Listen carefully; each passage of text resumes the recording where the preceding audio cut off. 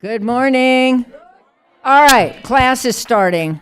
I'm Jane Harmon. Welcome to the Wilson Center. We have a fabulous program. And for anyone who doesn't have one of these, are these available someplace? Outside. You got to read this. This is a really serious, wonderful work product. Greetings again to some of the ambassadors who've joined us. Some of you were at breakfast. Some of you were not at breakfast. It's been a rolling show, so we're trying to keep track. But Ambassador Lars Gert Loos of Denmark, Ambassador Dina Kawar of Jordan, Ambassador Jennifer Lowton of Canada, Ambassador Audrey Marks of Jamaica, Ambassador Claudia de Centeno of El Salvador, and a former legislator from India and now an actor, a prize actress, I guess we can say, Shabana Azmi. Also, Marlene Malik, is Marlene still here? Yes, she is, who is a powerhouse in her own right. She also happens to be married to Fred Malik, who's the chairman of our board. Is Megan Byer still here? Yes, she is. Jill Cooper-Udall is still here. Michael Waller and Ellen Windsor, who are members of our council, and the advisory members of the Women in Public Service Project. More now. In what I would like to call the Jurassic era, my college, Smith, didn't offer the law boards. So I had to travel to all-male Amherst to take them. I made it to law school, nonetheless, and was only one of 30 women in my Harvard class of 550 people. Even though I was elected to Congress in the, quote, year of the woman, that would be 1992, when I arrived, I mentioned this earlier, there had never been a woman chair of a major defense, security, or foreign affairs committee, the issues which mattered most to me in my aerospace district in California. We had to wait another 2 decades for Congresswoman Ilyana Ros-Lehtinen to chair the House Foreign Affairs Committee. And she was here earlier. I don't think she is here now, but for those who were not here at breakfast, we heard from Senator Susan Collins, who is the senior Republican woman in the Senate. We heard from Congresswoman Debbie Dingell, whose husband, John, was the longest-serving member of Congress ever, and who made the point, you think he did that alone? Heck no, he did not. And then we heard from the ambassador from Oman, who is, I think, yes, the senior Arab woman ambassador. So it was all extremely interesting. At any rate, the issue of women in leadership roles is personal to me and to the Wilson Center.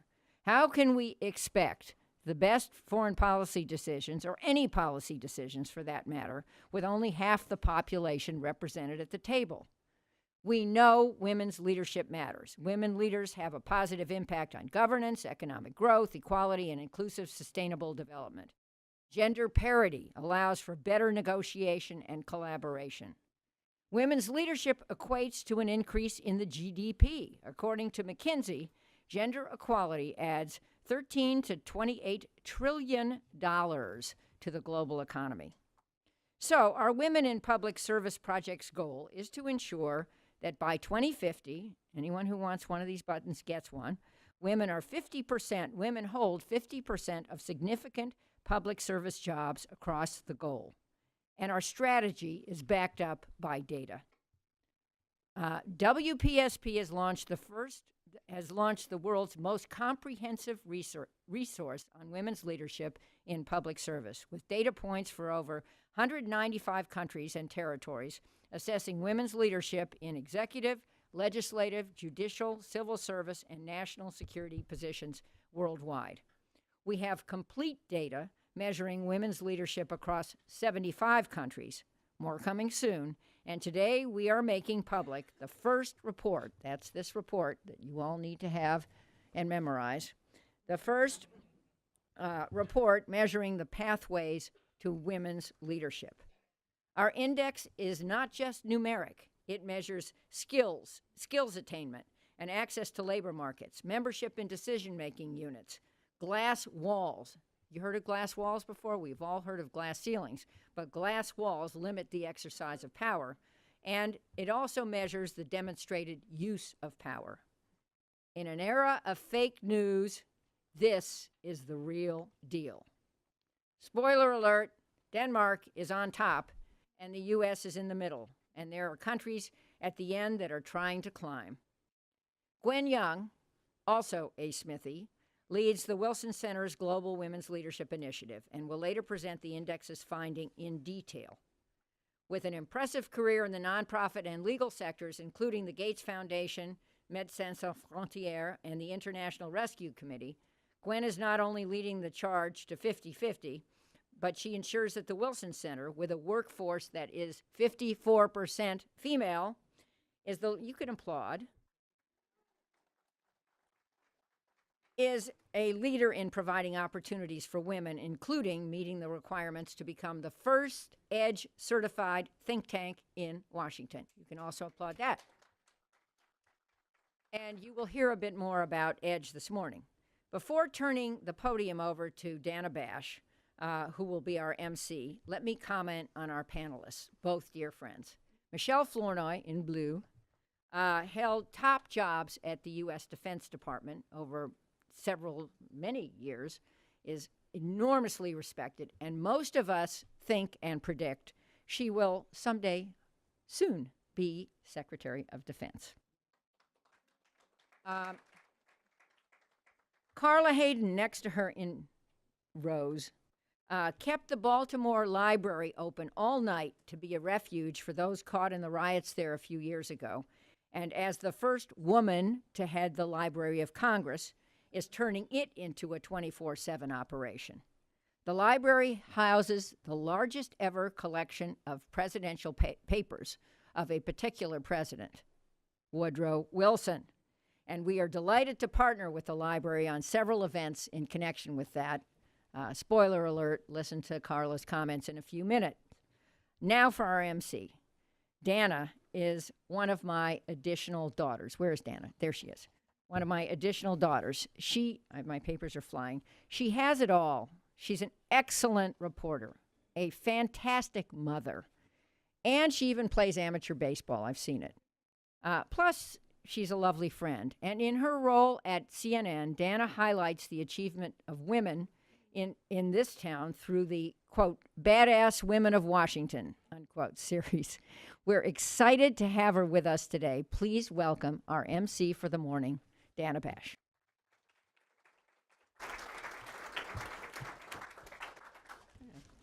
Thank you. I'm moving. You got it? Want me to help you? No. Okay. No. Thank you. Thank you, Congresswoman. One of the original badass women of Washington, right here, right? Well, I don't want to take much time, and we've heard from the Congresswoman about the amazing resumes of these two women I'm going to talk to, but I just want to say that I'm so honored to be here because this is special to have a woman heading this amazing center, the Woodrow Wilson Center, to have this study, which is really remarkable, slightly depressing, but remarkable because we need to know the stats and the data that we'll hear a little bit later. And to have this conversation and to really stir things up is what a place like this is all about and what a conversation like we're going to have, hopefully, will do. It's going to make everybody think and exchange ideas. So without further ado, I will come over here. How are you both? Good. Well, the Congresswoman introduced both of them, so I will maybe just get right to it and start with one statistic that I was given, which is national security, Library of Congress. The stat is that women make up 15.5% of the military in the U.S. and only 7.1% of all the U.S. military generals and admirals. Women are 83% of all librarians in the country.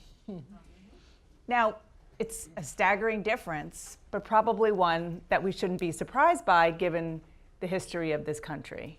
And I'll start with you because I always find this fascinating. Somebody like Jane Harman, who was, a woman in a man's world for a long time, not just in Congress, but in the national security realm as a leader in national security, as are you.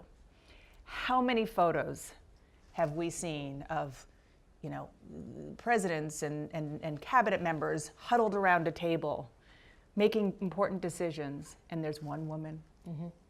Sometimes it's you, depending on the party that's in, sometimes it's somebody else, if you're lucky. What's it like to be that woman with all of those dudes? Well, I think when you're starting out in your career, it can be sort of intimidating and off-putting to always be walking into a room full of men, always being the token woman, not finding those role models that you'd like to see that give you a sense of the path, that the path is possible, that somebody else has tread it. But I got some great advice from a mentor early on, which is stop minding it.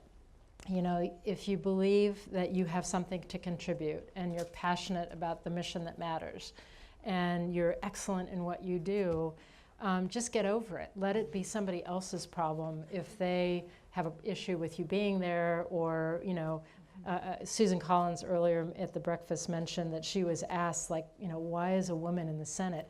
When I first day in the Pentagon, I was meeting with a counterpart who was a one-star general, and it's like literally got the "what's a nice girl like you" doing in a place like this. And you just have to sort of let that bias be the other person's problem, and demonstrate why you are there by being excellent. And I'm guessing that you faced what women in, I think, all sectors, and I'll speak for myself as well, face, which is you got to be better prepared.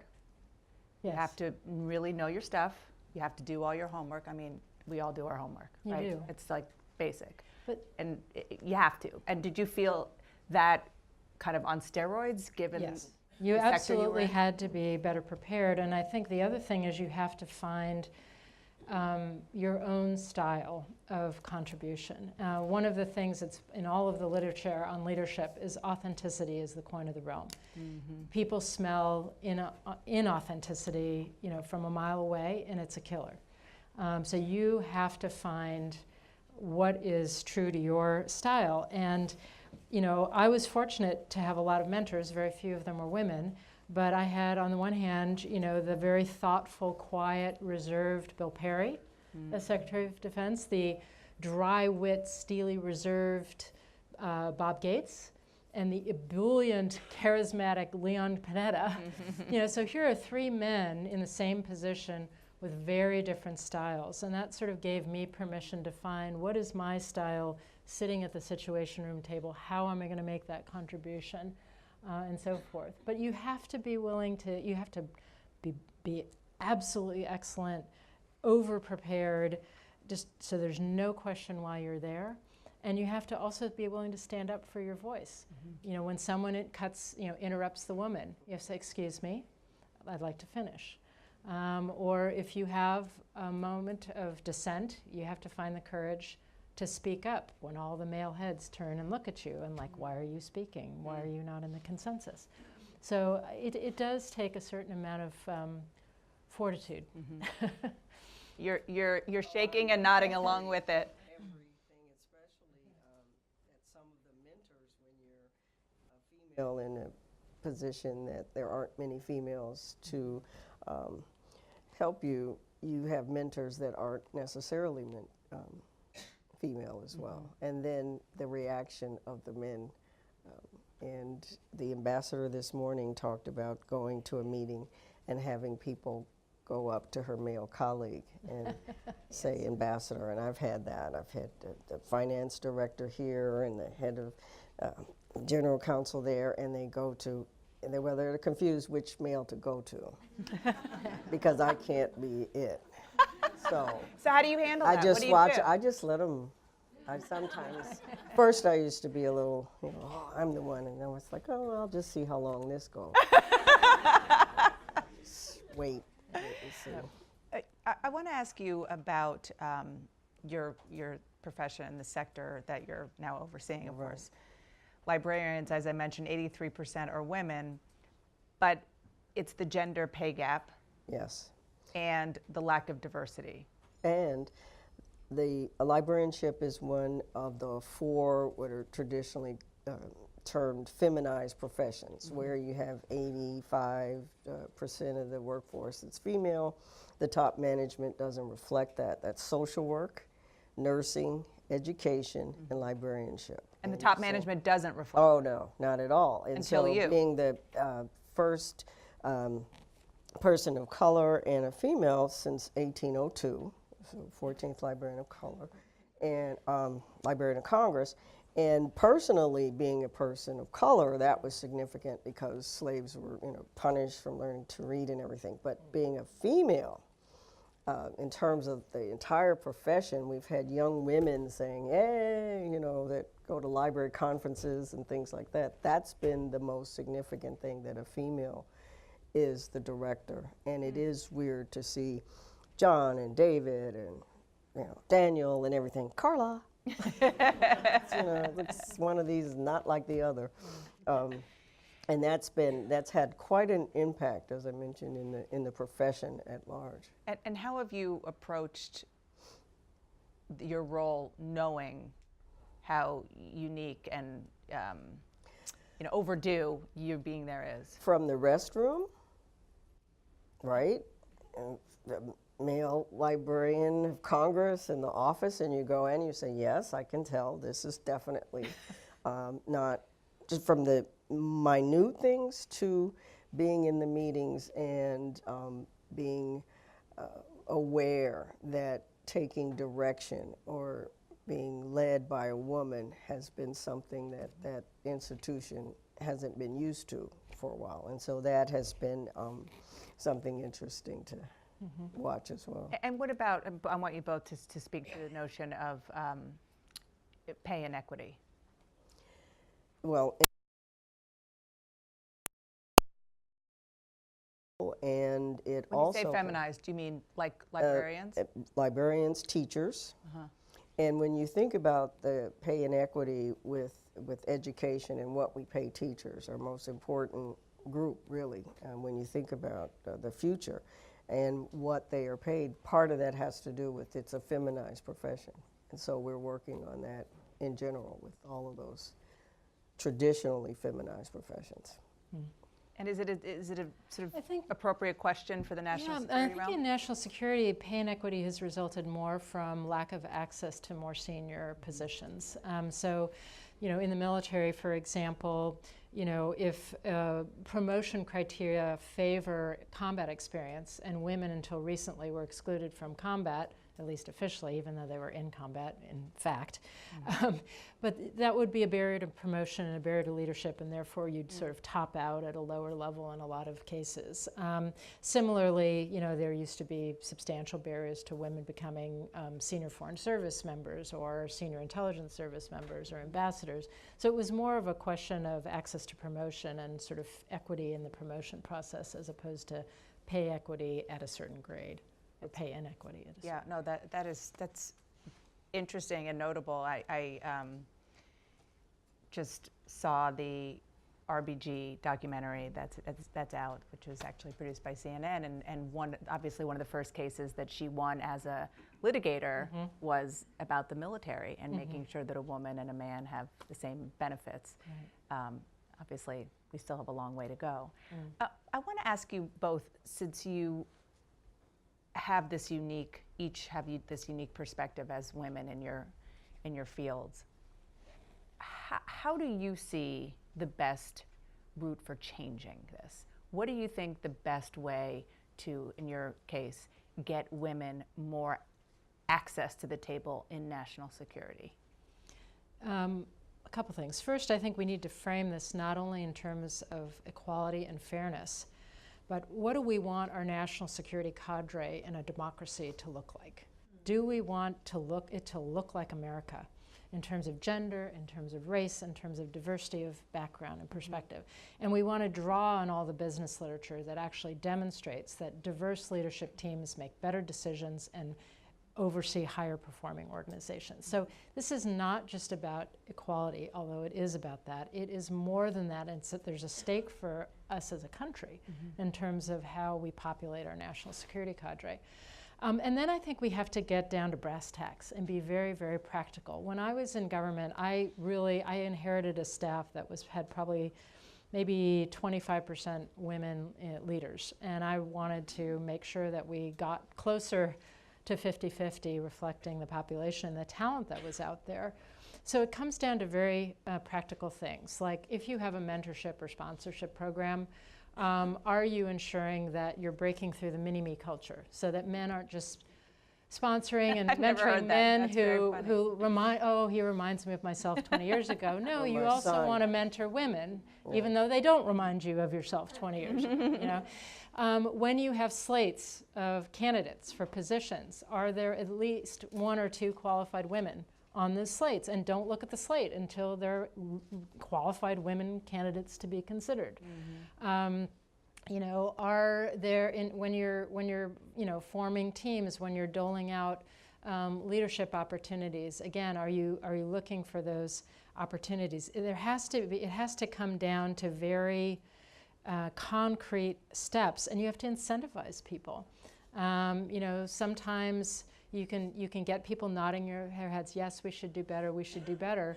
But if you tell your supervisors you can't actually get a 5 on your performance evaluation, you can't get promoted unless you actually put some of this in practice, then you get a wholly different level of enthusiasm for the implementation. So it comes down to very brass tacks things to really force people away from the, you know, nodding their heads, accepting it in principle, to actually making this, you know, taking the steps necessary in practice.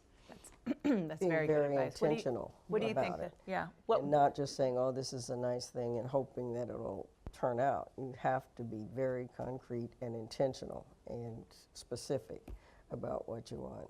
And that's something that as a female in positions, you hesitate, or you might think in mentoring young women about not being afraid to be definite and secure in what you do, that style of that. You know, it's interesting that you say that, because obviously I'm stereotyping here, but just generally, and this is something that I have found in talking to many female elected officials about why there aren't more, and one of the answers is that women feel that they have to be 110% prepared Yes. before they take a job, Yes. and men feel, just generally speaking, are more apt to take the job and feel confident that they can do it once they're there. So true. I remember graduating from graduate library school and being invited back to my library school for a panel of recent grads.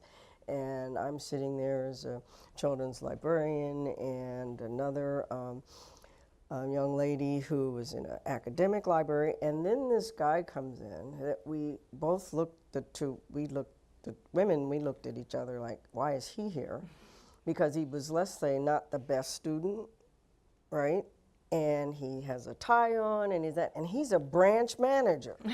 And we're thinking, wow, that's something. And you do have that hesitancy, and also a hesitancy to show weakness, you know, have a cold or something, but you have to power on, because if you're not feeling well or something. So it's really empowering women to be themselves, to be authentic, and not be so upset to show weakness. Yeah.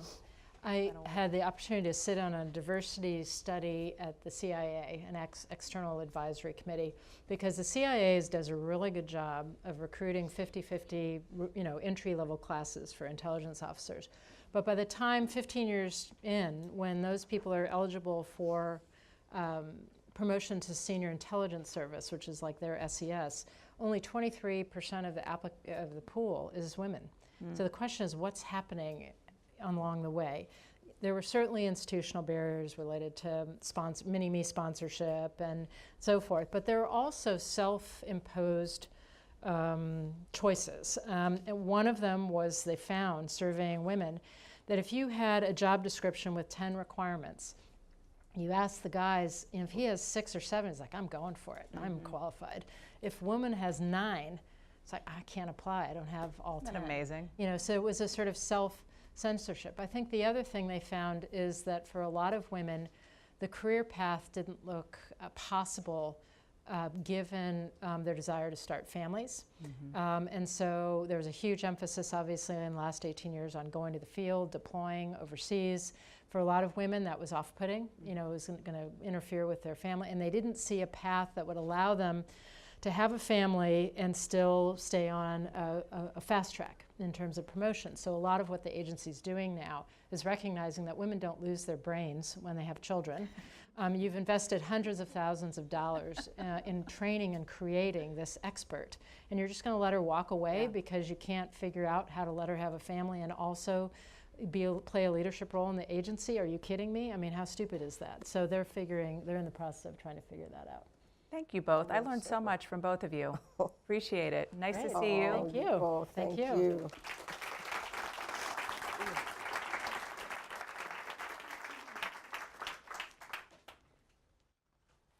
Now, I would like to introduce Gwen K. Young, the Director of Global Women's Leadership of the Global Women's Leadership Initiative and Women in Public Service Project here at the Wilson Center.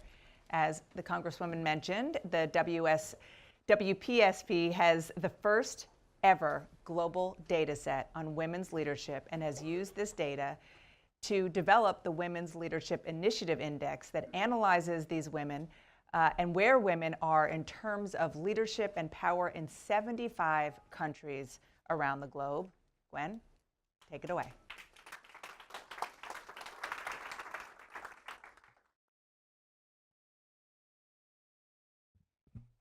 Thank you, Dana, and good morning. I'm so honored to be here and excited to share with you the information from our Global Women's Leadership Initiative Index. And as Dana said, I want a couple comments. This index is the first of its kind because it's the first to measure women's leadership across all 5 sectors of government. So not just the women presidents and the women in parliament and legislature, but women in public administration, national security, the judiciary, the executive, the legislative, so all 5 sectors.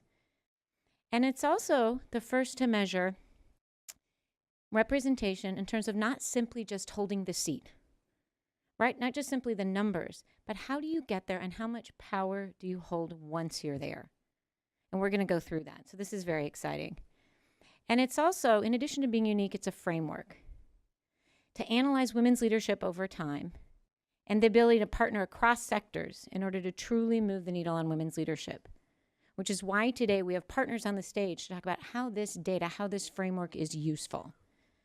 So let's start with the mission of the Women in Public Service Project and what the index allows us to do. So the Women in Public Service Project wants to accelerate global progress towards women's equal participation in policy and political leadership in order to create more dynamic and inclusive institutions, going back to the point, do your institutions look like the communities which you serve, that leverage the full potential of the world's population and change the way global solutions are forged.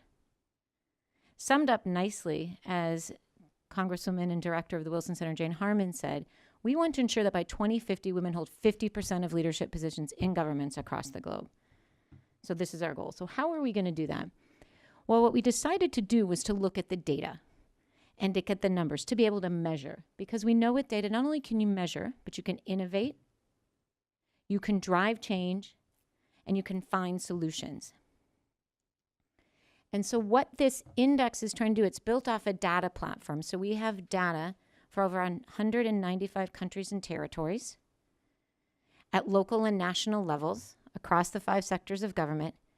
And we brought this up into an index to be able to look at true participation.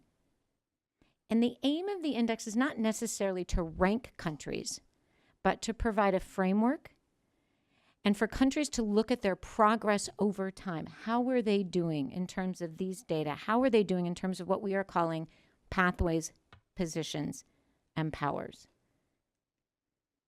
So this, again, is what we can do with the data. Think about the Consumer Price Index, or if you're in the United States, the USA News and World Report tells you which college you should pick based on a variety of factors. That's what we're trying to do with this index. And it's built off the 3 pillars. So the first pillar is what we're calling pathways. How do women get into positions of leadership? How do they get into government? We're looking at categories like skills attainment, levels of education and literacy. We're looking at women's access to labor markets, which include things like legislation on harassment in the workplace, flexible part-time maternity leave, paternity leave. And we're looking at access to the public sector. Are there quotas? How many women are percentages of major political parties, the candidates? Is there an equality clause in the Constitution? Is there equal pay legislation? Right? These variety of indicators that tell you how would you get into your career and leadership. The second piece is, as I said, the positions piece. What are the leadership position across these 5 branches of government and at the local and national level? So where do we find women? Where should we find women? And the final thing is, how much power do these women hold? Once they're in the seat, do they have legislative power? Do they have veto power? Can they drive an agenda? Can they make an agenda? Can they make a decision? And part of how you measure power, we found out in doing this, is perception surveys. So looking at how people perceive, which goes back to some of our comments about the role models and sort of what you see and what you think you can do in this. So this is our way to describe it. Basically, the countries, the 75 in the index, fall into 4 categories. Balanced parity, which is this upper right if you're looking at it, where women are at the highest and across all portfolios. So they're not just in health and education and libraries, but they're also in defense and national security and infrastructure. Siloed parity on the bottom right means that women can go at high levels, but only in certain industries. And what we're finding is 2 to 1, they're in social cultural ministries of health and education, but not over in infrastructure, finance, and defense. Pursuing parity, these are the countries that want to get better, that are trying to get better and perceive. And then flat parity, which, because we're in the United States, is actually where you find the United States, which means women are at lower levels of decision-making functions, but they're across. So they can be not just in the feminine, but in the other sectors. And so for those of you that are numbers driven, we have 23 countries in the balanced and 23 in the pursuing, and then 14 in the siloed and flat. So I found that quite interesting. The countries are spread, and they're spread throughout these 4 quadrants. And what we're aiming for is this notion of balanced leadership. So that's sort of how the 75 look. What are we finding at first glance as we look at these countries globally? Well, the first thing we're finding is that education counts, which, if you've been in international development for as long as I have, probably isn't that surprising. But what becomes interesting with education is it's not just formal education that matters. Vocational education and skills training matters. 3 countries in the balanced quadrant are Peru, New Zealand, and Colombia. And in those countries, 54% of vocational pupils are women. So that means women in vocational skills training or in skills training are still rising up to leadership positions. So that tells us we need to look at education. We need to look at it contextually. We need to look at the workforce of tomorrow. What do people need in order to rise up into leadership positions? So the second thing we're finding is that women can be leaders and work part-time, which as an American is always shocking to me. But what we're finding out is that you can work part-time and still rise to leadership positions. So a good example of this is the Netherlands, where women are over 50% of the workforce, but 63% of women in the workforce work part-time. And the Netherlands has one of the lowest gender pay gaps, and you're finding women across sectors and at all levels of government. So we have to question, what is the workforce? What does this look like? And we have to look at this part-time work in terms of also things like childcare and caregiving for family members, flexible work arrangements and technology. So this is a great jumping off point to really look at how do you work to get there, once you're in your career. The third thing we're finding is that public administration is the starting point. Women comprise globally across these 75 countries about 43.5% of public administration, and they're 29.7% of leadership positions. This is the lowest gap in government. So we have a chance here, and we're going to hear about this later today with one of our main partners, the UNDP Gender Equality and Public Administration Project, about what this looks like. But this is important because we never had this data before. We often don't think about public administration. We think about Congress or the presidency, but we don't think about public administration which implements the laws, which in some countries is the safer or better place for women to work, sort of from a perception standpoint, but also that controls a lot of the GDPs and sort of what goes on in a country. So this is incredibly important that we need to look at this. And what's interesting is 4 countries have already gotten to 50-50. Iceland, probably not a surprise because they're across a lot of gender equality indexes. Montenegro, Slovenia, and Uruguay. So that's interesting. The US is about 34.4%. So we're doing better in public administration than we're doing in Congress, where we're at about 22% right now. And Nigeria, who sits right next to us in the index, if you really want to have some fun, the US sits next to South Korea and Nigeria. And in Nigeria, women are 37.6% of decision-making in public administration. So we have to look at public administration, and we have to take a closer look at how they're doing this, how they can do better, and what the best practices are. So the next thing we're finding, as I said, women are twice as likely to serve in social cultural ministries than they are in what we're calling basic function. We call this the glass walls. So you not only do you have to break the ceilings, but you have to break the walls. You have to get women at every decision-making table. Here's what the numbers look like, because this is our index. Women are 18.6% of basic function ministries. They're only 16% of economy ministries. The US, we've only been 14%. Versus Nigeria, which has had 40%. Just another fact. Women are only 18% of infrastructure ministers, and yet women use these services. They experience these services in society. They take the roads, they use the buses, they take the metros. So these are very important places where we need women around the table, not just in health and education, which are critically important, but in the treasury, in the infrastructure, technology. So what we're finding, which is going back to maybe Dana's point about depressing, is that perception matters the most. Of the thing that will drive the needle on leadership, it is public perception. It accounts for more than 30% of the variation. Now this is interesting. On average, 50% of respondents to these perception surveys for these 75 countries agree or strongly agree with this statement. On the whole, men make better political leaders than women. That's not a very uplifting fact. But what is uplifting is that in Slovenia, which is doing quite well in the index, and women have made at to 50% of the ministers and infrastructure ministers sort of across the walls and the ceilings, 72.8 disagree or strongly disagree with the statement. On the whole, men make better political leaders than women do. So this perception piece matters. And it's interesting, when I was in Norway and having a conversation, they were saying one of the things that allowed them to move the needle in all sectors was this trust in government, and this belief that everybody sort of had a right to be there. So we really have to work on this perception piece. And the last finding is that good governance and women leaders are linked. So it's unclear at this point which comes first, right? Is it because you have women that you have better governments? Or is it because you have better governance that there are more women leaders? But what is true is that societies that are governed better, and we're measuring governance by some of the standard sort of lack of corruption, are services delivered, does the government function? Some basic coming out of the World Bank and the UN measures of good governance. And in societies with good governments, there are more women leaders. It's that simple.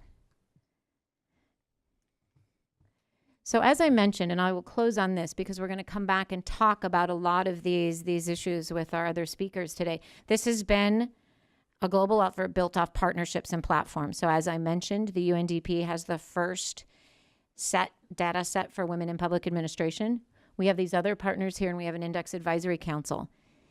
And so part of what we want to do as we continue forward is to continue to work to build this global platform of people that are committed to women's leadership in government, committed to women's leadership across all sectors, and figure out exactly what it's going to take to move the needle, to get us from make a difference in 2050, 1992 is the year of women, this is the year of the woman, yet we don't know what's going to happen. So thank you today, and I look forward to hearing from the rest of our speakers.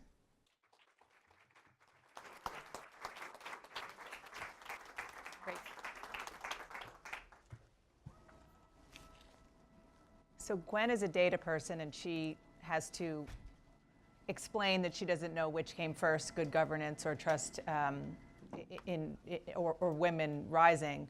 I will just tell you, just completely anecdotally, having covered American politics for a little while, and as I've seen the rise in the number of women, particularly in the House and Senate, just by observation, women are problem solvers. They can get things done.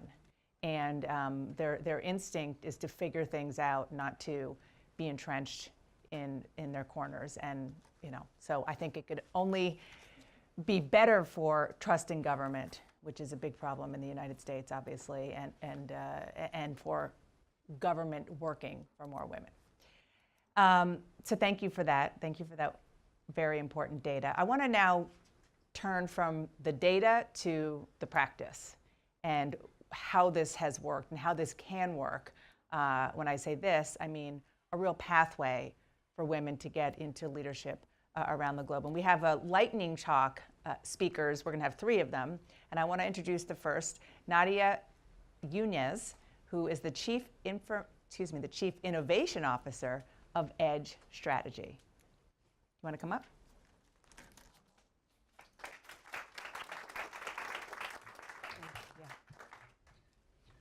Well, it's an honor to be here with the Wilson Center, who is an EDGE certified organization. And I'll talk a little bit about what that is. But I want to start a little bit by saying, what if we just got rid of the notion that, according to the World Economic Forum, it's going to take 217 years to close the gender gap?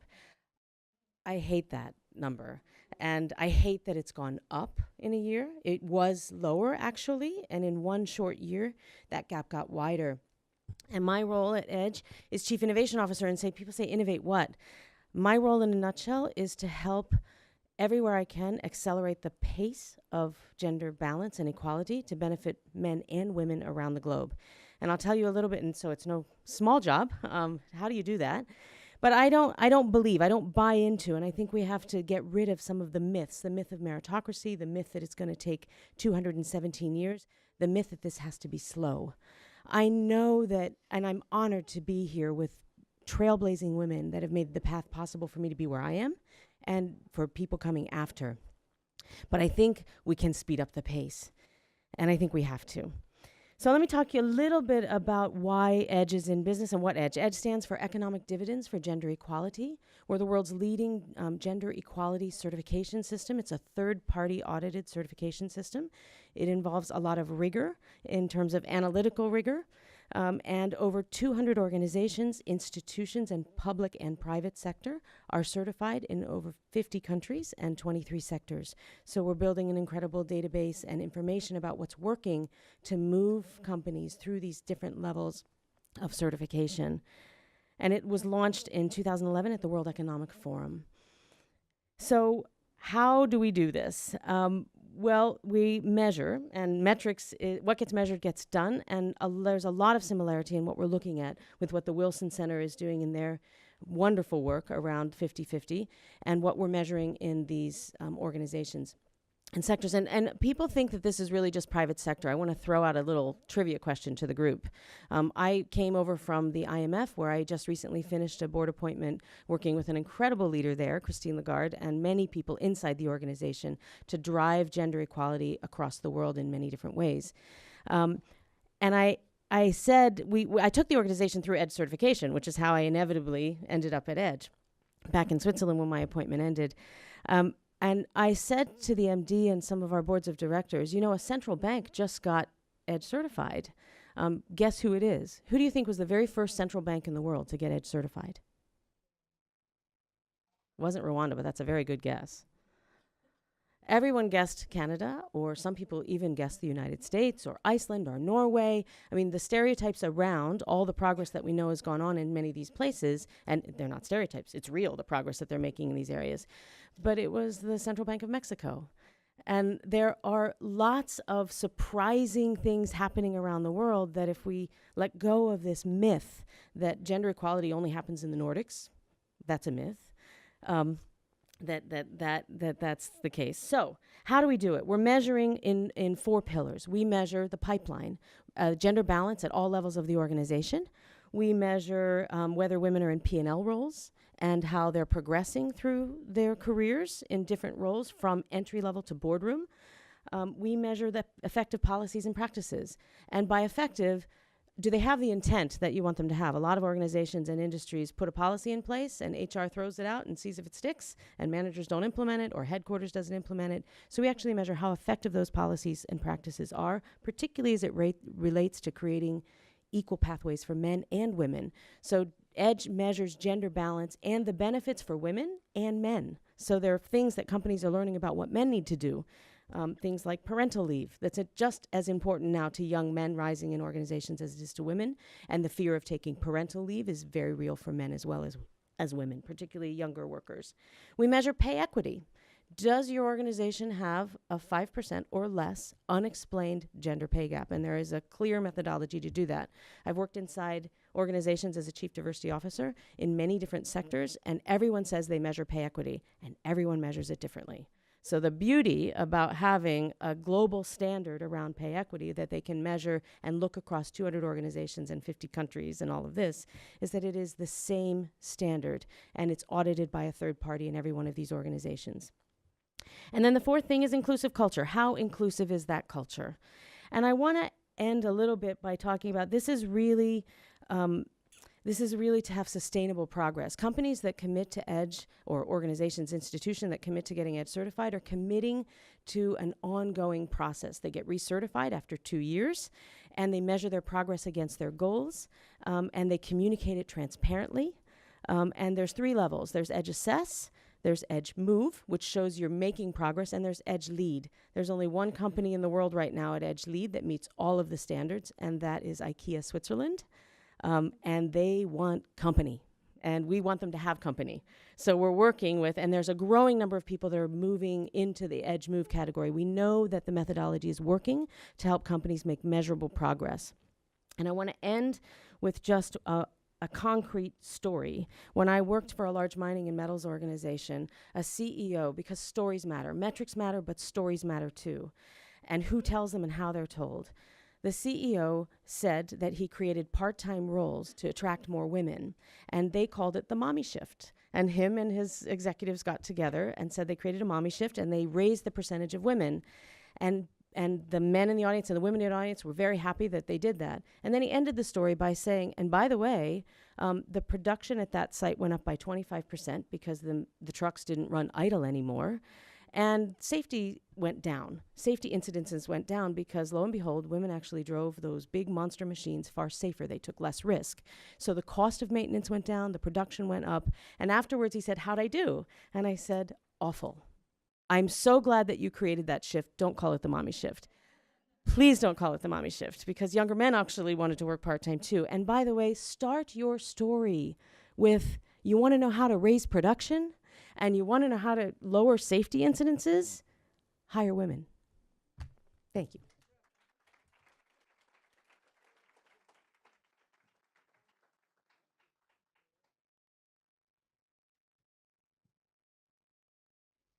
It's all about the bottom line. That's a good thing to remember. Next up, Aisha Molino, Senior VP of Federal Government Affairs for MGM Resorts International.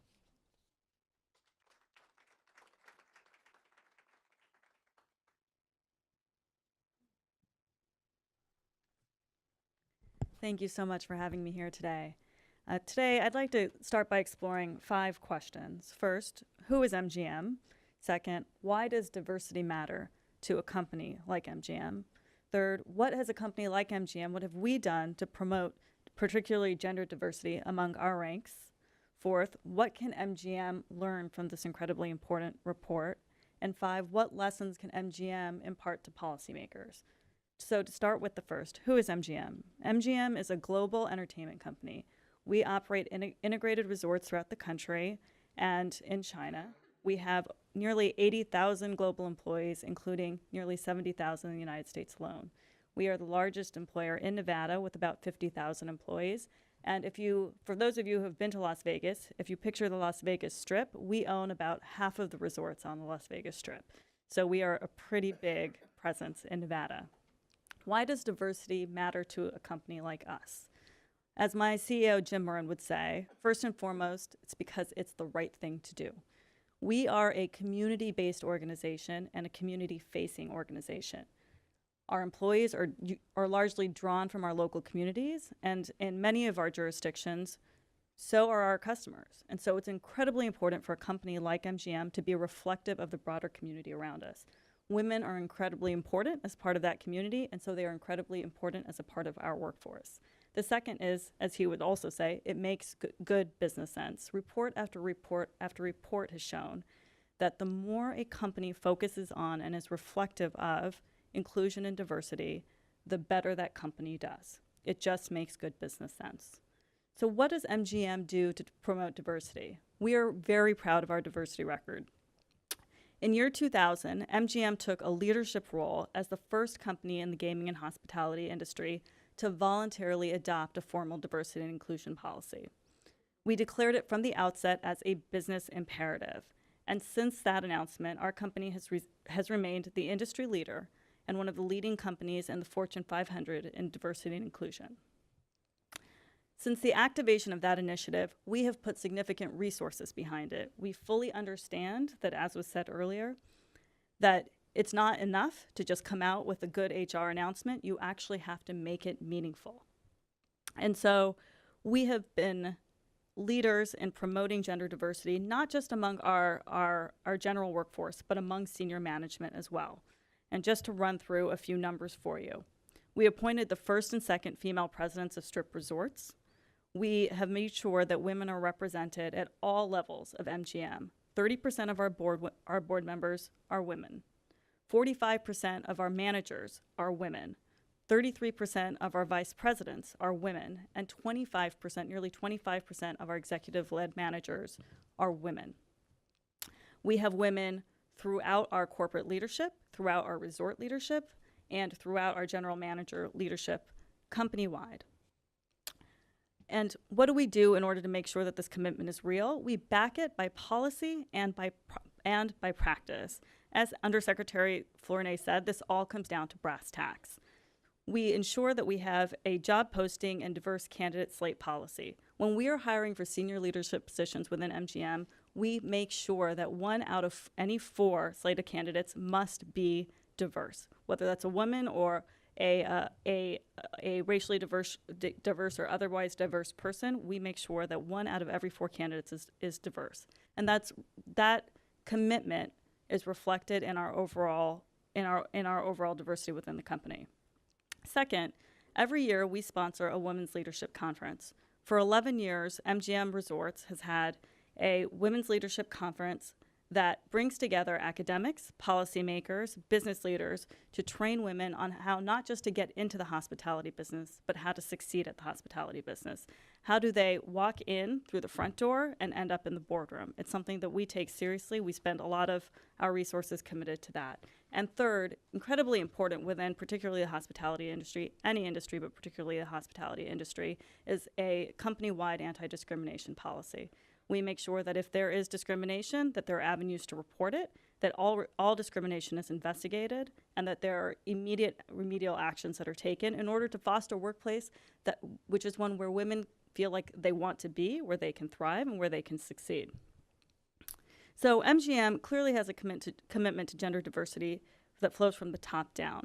But what is the lesson a company like MGM can learn from the key takeaway that I've been asked to discuss, which is that education, particularly vocational education literacy, is a key predictor in women's representation in public service leadership. It's that training matters. As a company, MGM understands the importance of training. When we build a new resort in a city, we create thousands of jobs at a time. For example, at MGM National Harbor, when we established that property, we created 4,000 jobs when we opened. We had an agreement with Prince George's County that said that we would hire at least 40% of our workforce from the local community. We were able to exceed that. We now employ 48% of our workforce from the local Prince George's County community. How did we do that? Training. We worked with local community colleges. We worked with a company called SkillSmart to identify the skill set that currently existed in the community and what skills people needed to develop in order to succeed as MGM employees.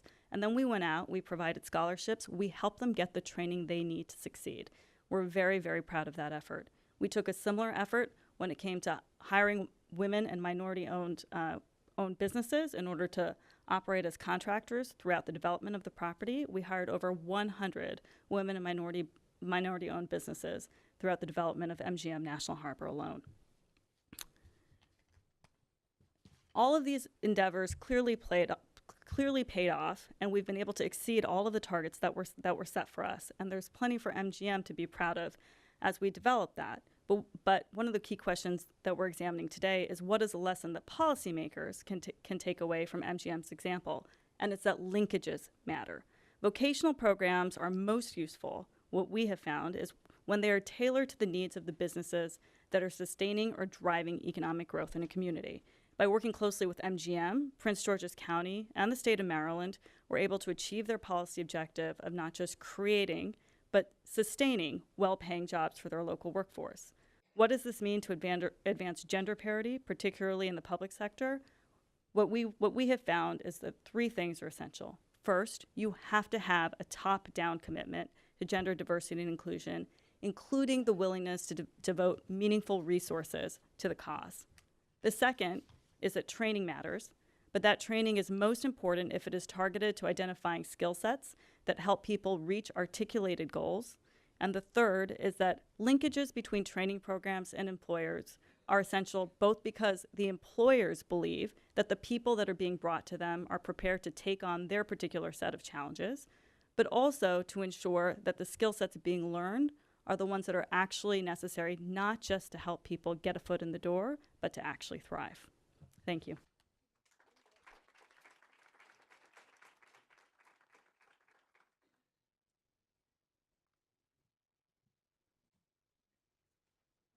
Thank you so much for that. And finally, Stephanie Gore, Director of Government, People, and Change at KPMG.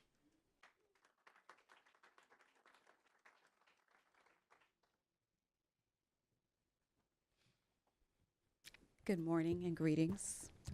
First of all, I want to dispel any myths, although there may be a close resemblance to Al Gore. We are not related. So I just want to put that out there first and foremost. I'm here to talk to you about the new 9 to 5. Hopefully many of you in the room have heard of KPMG. If you have not, we are a public accounting firm first and foremost. We are one of the big 4 accounting firms. We also have advisory services and tax. I am part of the advisory practice, and I serve our federal government clients in their major transformations. So I want to talk to you about we have an infographic somewhere that may pop up at some point, but we have several initiatives around the new 9 to 5 workforce and the things that we do to specifically retain all employees and are targeted towards women specifically. First, another plug for KPMG. We are one of the big 4, but our mantra is we want to be the best of the big 4. We're never going to be or want to be the biggest. Quality over quantity is our mantra. And we want to be the clear choice, not only for our clients, but also for our employees. And some of the things that you see on the screen are the reasons why. Our board is very diverse. We have about 50% women right now. We have affinity networks and other support networks that help satisfy our employees above and beyond the day-to-day client work. So I look at I've been at the KPMG over a decade, and I look at the reasons that I've been able to stay and enjoy my career at the firm and grow. And one of the first things, my kids were very young when I started, and I have 2 in college now and 1 in high school. And one of the big factors as I was growing my career was the backup childcare. There were emergencies that came up with school and daycare, and I was able to have about 25 days a month where I was able to bring my kids to work a couple of blocks from the office and bring them with me. They called it KPMG Camp, and those are still some of their fondest memories.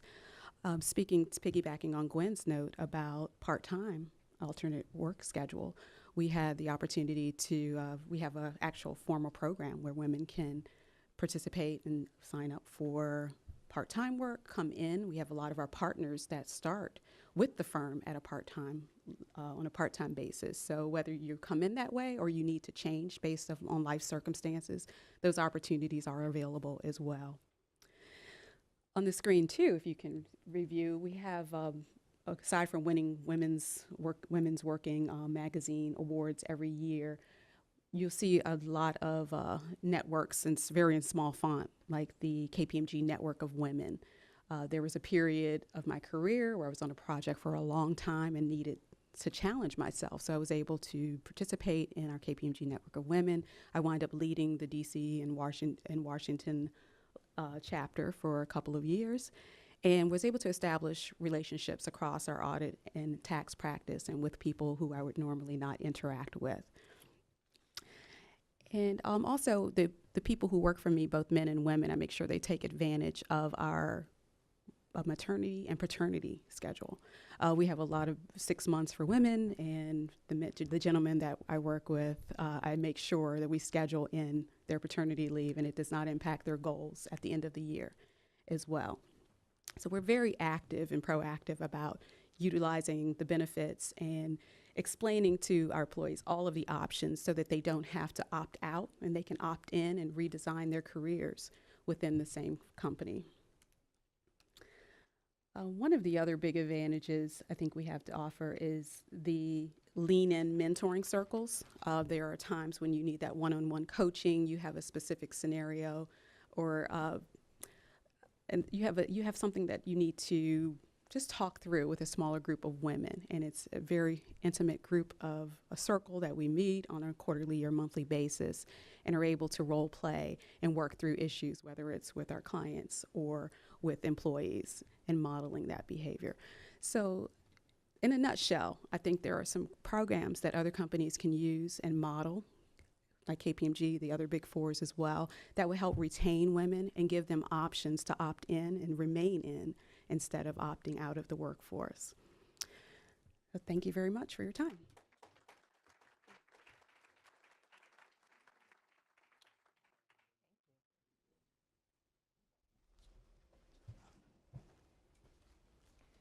Okay, so we just heard 3 great examples of how things can be done and maybe can be better done in the private sector and then globally. And on the global portion of this, there are countries that are driving change. I know that that's the stereotype, that they're Canada and Denmark, but we are going to focus on Canada and Denmark because there's a reason for that, because you have led the way, your countries. In this study, Gwen's study, both Canada and Denmark are categorized as balanced parity countries in this 50-50 report. Both have achieved over 30% representation in Parliament and even higher in other sectors of government, including public administration and ministerial positions. Most importantly, Canada and Denmark are not only pioneering gender parity in their countries, but working toward gender parity on a global scale. And with that, I would like to invite His Excellency Lars Gert Loos, Ambassador of Denmark to the United States, and Her Excellency Jennifer Lowton, Ambassador for Canada to the OAS. Thank you. Have a seat. Thank you. So I'd like to start with both of you. Because you are, you each come from a country that's ahead of the curve on gender equality, gender parity, and you represent your countries in other countries like this one. Let's just start with the United States because we're here. What do you see that is the biggest barrier or among the biggest barriers in the United States to what you do and the advances that you have made in your countries? We'll start with Canada. That's an interesting question. I actually spend a lot of my time thinking about how do we promote choices that Canada has made and policies that work for us.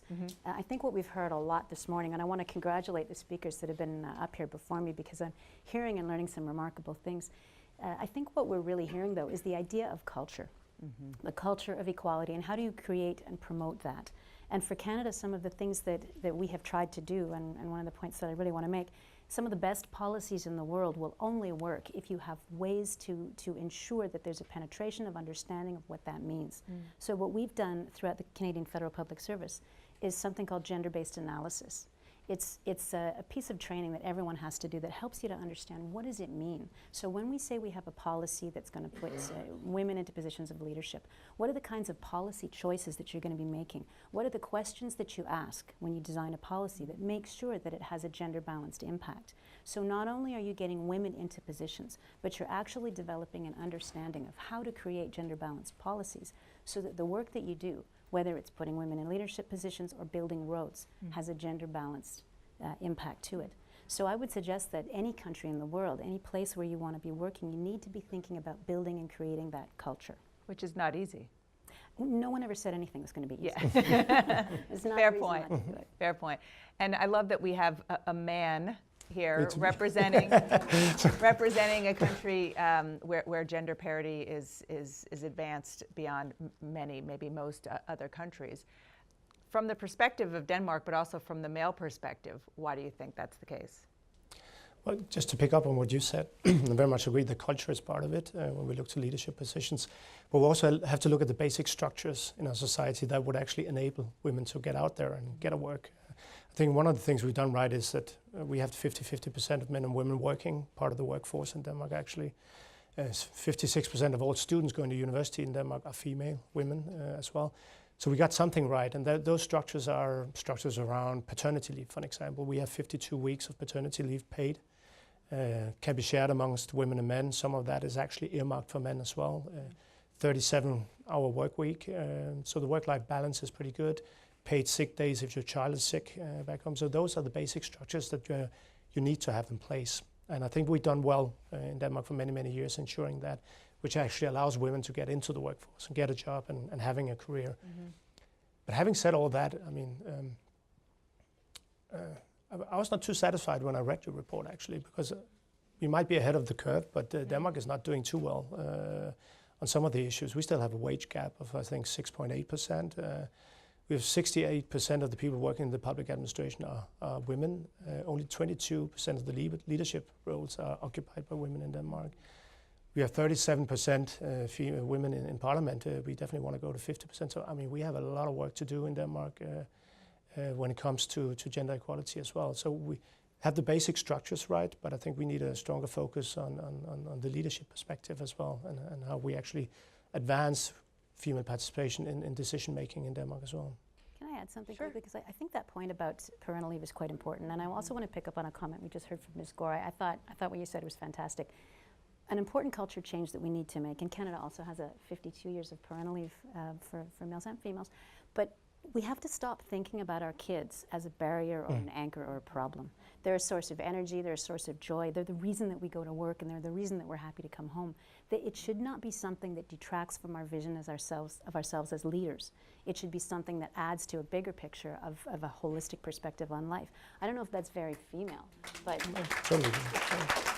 Well, first of all, that's so well said, and I think historically it's female, but I do think that there's becoming more equity in, like, men are, at least in America, Yes. are more comfortable saying that they want to spend more time with their kids, which we didn't see very much. Shouldn't be. I imagine that very sentence, that men should need to make themselves more comfortable being with their children. Yep. We have to get past that. Well, they're comfortable being there. They just were comfortable admitting it. But it's true. Fair point. But on the note about giving women and men the ability to not see having children as a barrier, there was big news in the United States last week. A candidate for Congress in New York, Louisa Gretchen Shirley, got the FEC to rule that she can use campaign funds for childcare, which is a big deal. And my guess is in your country that's like yesterday's news, right? But it's a big deal, I think, on the road to that kind of parity, because that's just the reality. That is a reality, that a lot of women don't run or don't seek higher office, either in business, the private sector or the public sector, because it's hard to balance. That's true, and I think the workplace needs to create more space for families and children, maybe more flexible work hours, but I also think that point, recognition of male role in parenting is also very important. I've had a lot of women approach me in the department and ask about how do you, I have 4 children. Anyway, they approach me and how do you balance those decisions? But I've had as many men as women come up to me, and I've told them every single time it's as important for you to make this choice as it is for women, and in fact more so, and it'll pay off down the road. There's also a question about culture for men as well in this role, and that brings me back to the structures as well. You have to create the structures that would allow for men to take parental leave, for example. So I did that for my 3 kids. I had 3 months for every single kid, and that was pretty weird. People thought that was pretty weird when I took that parental leave. It was much easier for my 3rd kid than it was for the 1st kid. And that was because the policies were changed. I mean, some of the parental leave that you can get in Denmark is earmarked for men. I mean, if it's not the man who takes that part of the parental leave, you'll lose it, basically, for your kids. So again, it's important to create these structures also to change the culture around men and their part in being a parent. It has to come from the top down too. The day I came back from parental leave with my 3rd child, I suppose, was the very same day that one of our deputy ministers came back from 9 months of parental leave with his daughter. So that kind of action at the senior level normalizes it. And Absolutely. it clearly didn't interrupt his career. I don't think it's interrupted mine too much. I'm certainly you're content good. with that. Yeah. Little ways to go as well. But it's important that leadership continue to support and advance as well. Yeah, no, and I think that you're right. I mean, look, we've been talking all morning about culture. It's just, it is what it is. In America, the culture is work, work, work. I mean, you all know that. It's not a secret. And it does come from the top down.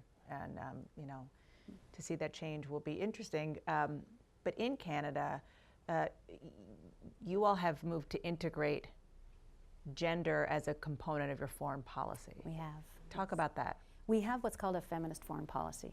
So and it's combined with a feminist international development policy as well. And that recognizes the fact that if you're going to look at poverty, you need to break it down from a gender perspective, and you need to address it that way.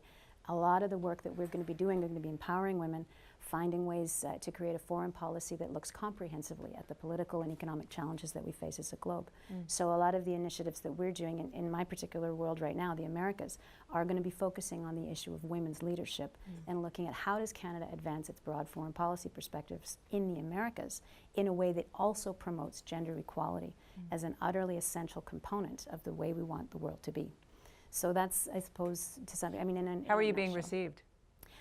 You know, fairly positively. I've got a lot of good contacts going. Okay, it's good. Canada right now is hosting the G7, and we have made gender equality a major component of that work. And I know we have another speaker a little bit later who'll speak a bit more about that. But one element of what Canada is doing over the course of our year in the G7, and this is, I guess, emblematic of the way the feminist foreign policy works, is that they've created the Gender Equality Council. So across the 5 themes that we're approaching in our G7 leadership, gender will be cross-cutting and will be elaborated through each one of those pillars. So in other words, you cannot do these things without taking a gender and a feminist perspective. I think the issue of political will is really important here. The G7 is led by a different country every year. They can all make that choice. Or if they don't need that to be the central theme, they can add it as an element. It can be present. It has to be part of what we do if we're going to achieve a world that's based on gender equality. And I think that we all know that we need that if we're going to eradicate poverty. And Denmark is the current chair of the Council of Europe, the Council of Europe. How does gender parity fit in there? Well, it's been part of our foreign policy and development policy for many, many years. We don't have a feminist foreign and security policy like Sweden and Canada, but it's been a cross-cutting issue for many years. I've been working in the foreign ministry for 20 years. It's always been there. Especially within development aid, it's been very, very important. Also because we see that the best thing you can do for economic development is actually empowering women in development aid. Part of the new WeFi initiative, the Women Entrepreneur Finance Initiative from the World Bank, which works extraordinarily well. So we've seen that we can make a big difference by having gender equality as part of our policies, especially in development aid as well. And then, yes, we have the presidency of the Council of Europe. And we just a couple of weeks ago got a new strategy adopted for gender equality from 2018 to 2023. All European states acknowledge that we need to do more in Europe, but definitely also take this abroad when European states do work internationally as well. And I think the themes are very interesting in there. It's women in decision making, one of them, but also how do we protect women and girls amongst migrants and refugees, big issue in Europe these days. and then how to fight sexism and gender stereotypes as well.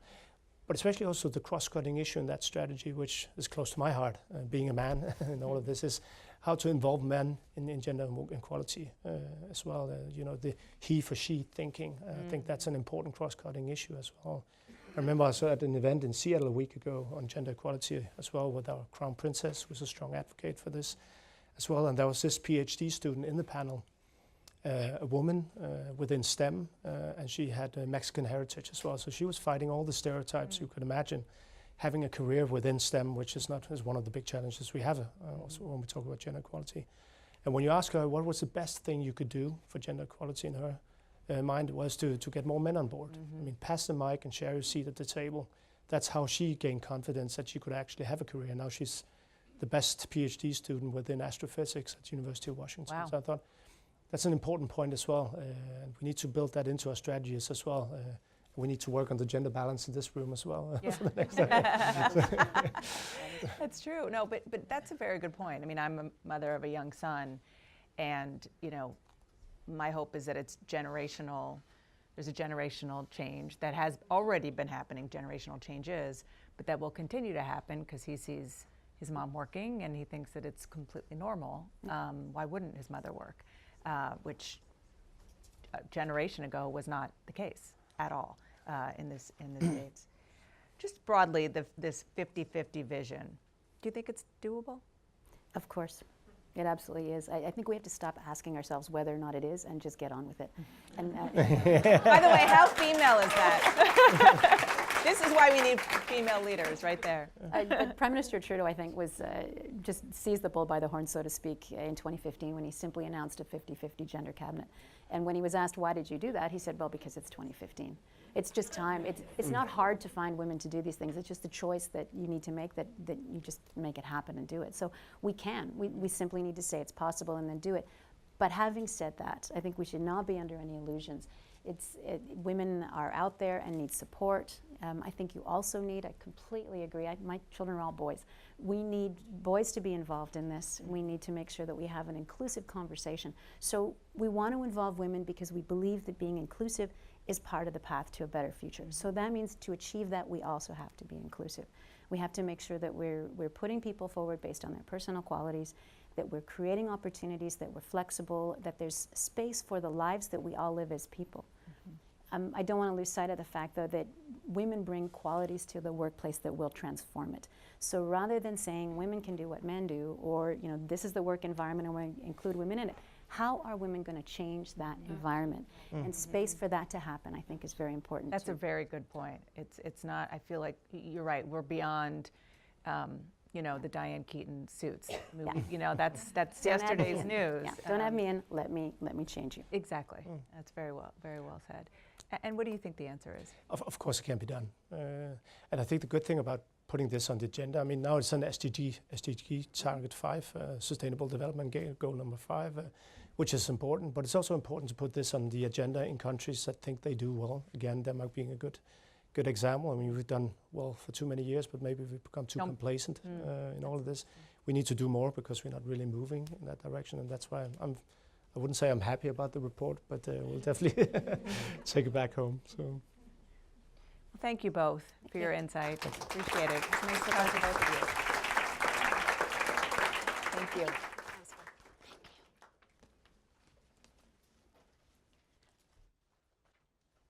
Okay. So, talked a little bit about this morning, particularly in this panel, but there's an important intersection of parity and power. And the idea that representation alone is not enough, it's true. It's not just being at the table, but really feeling empowered at the table. And so, want to bring on 2 women who can speak to this. They both work in gender equality globally in terms of public administration and in terms of women delivering. I'm going to call you both up to the stage. Next lightning round of speakers, rather. Patrick Kuhlers, who is the Director of Governance and Peace Building at UNDP, and Katja Iverson, CEO, Women Deliver.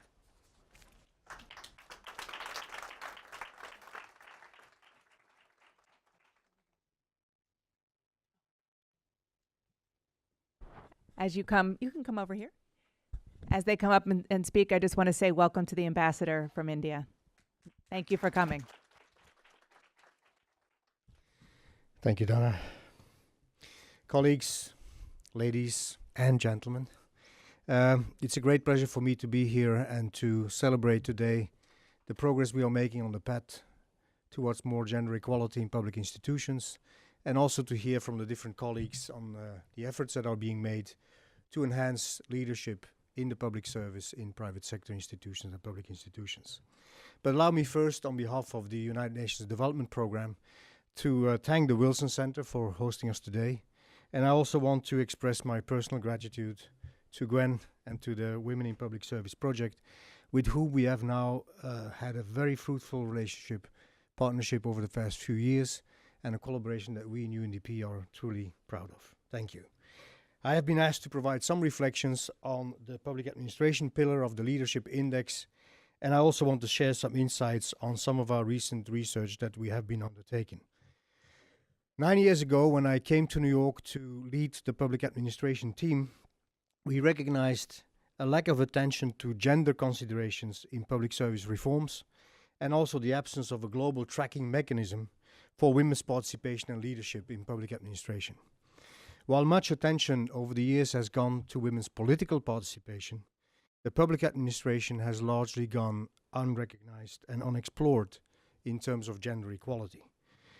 Now, the public administration should function as a model of governance for the society it serves, and still we saw that in many countries it continues to operate as a patriarchal institution, often perpetuating gender-based traditions, attitudes, and practices.